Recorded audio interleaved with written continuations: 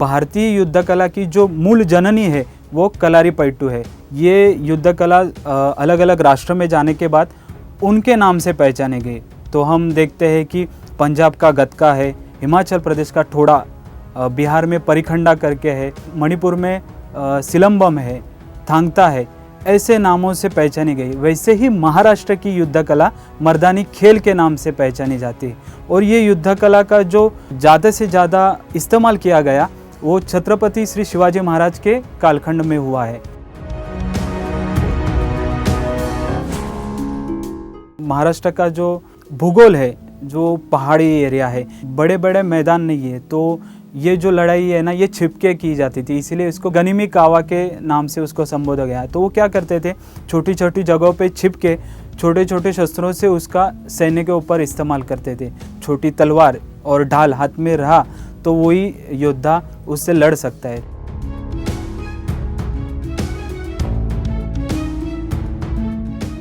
ये साहसी खेल है, तो इसमें स्त्री का भी उतना ही सहभाग हमें देखा गया है।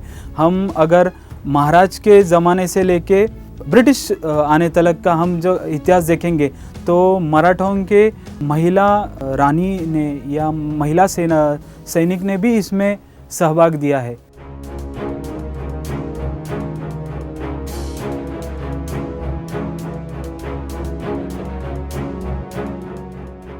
(1857) का जो उठाव हुआ था, उसके बाद 1878 में ब्रिटिशों ने शस्त्रबंदी कानून लागू किया। इसके वजह से क्या हुआ कि ये जो युद्ध कला ये बंद हो गई।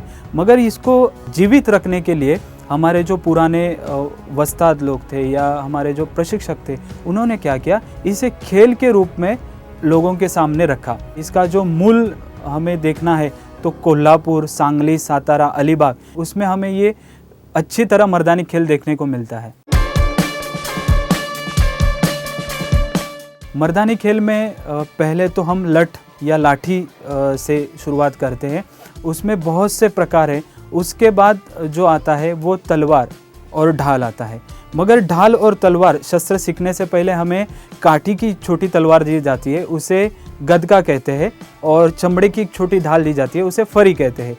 फरी गदगा का प्रैक्टिस होने के बाद हम तलवार को हाथ में लेते हैं और ढाल तलवार से युद्ध सीखते हैं। ये वक्र पद्धति की यानी कि कर्व्ड ब्लेड वाली एक धोप तलवार है। आप देख सकते हो इसके ऊपर एक हिल्ट है।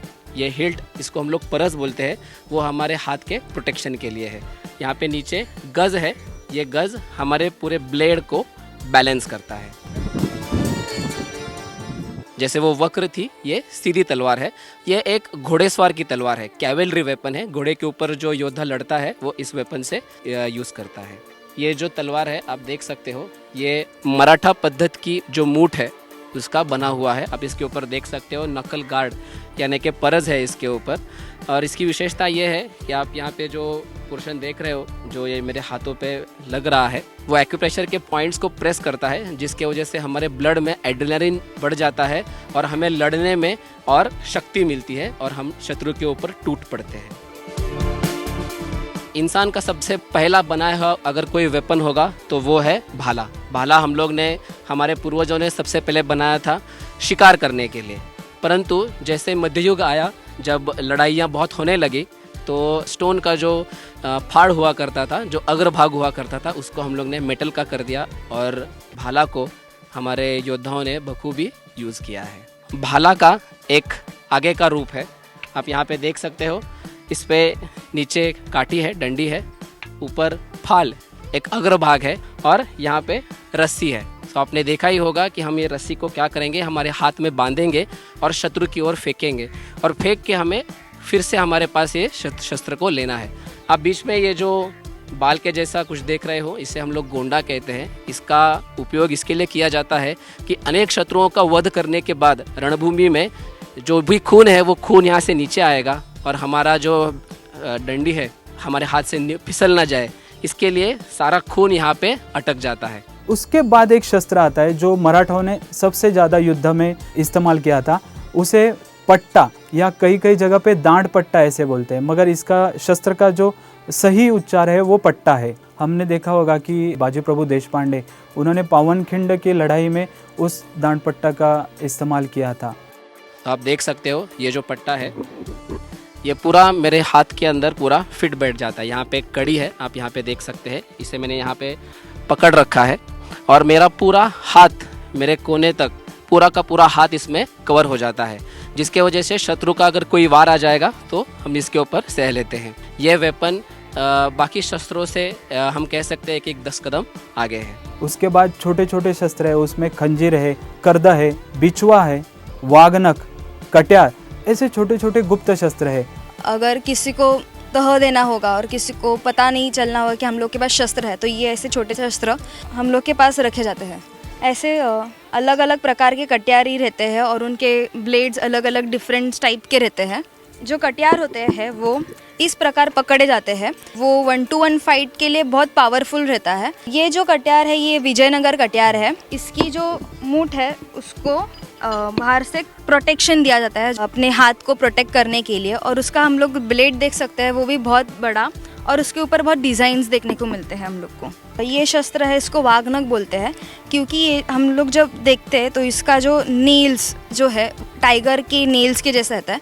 इसका और एक वैशिष्ट्य मतलब ये ऐसे हाथ में छुपाया भी जा सकता है।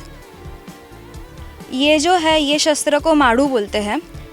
ये शस्त्र जो हॉर्न्स रहते हैं एनिमल्स के उससे बनाए जाते हैं और इसके ऊपर टोक है। बड़े बड़े शस्त्र या हमारे हाथ से निकल जाते हैं या टूट जाते हैं, तब आर पार की जब लड़ाई आती है तो ये छोटे छोटे शस्त्र इस्तेमाल किए जाते हैं।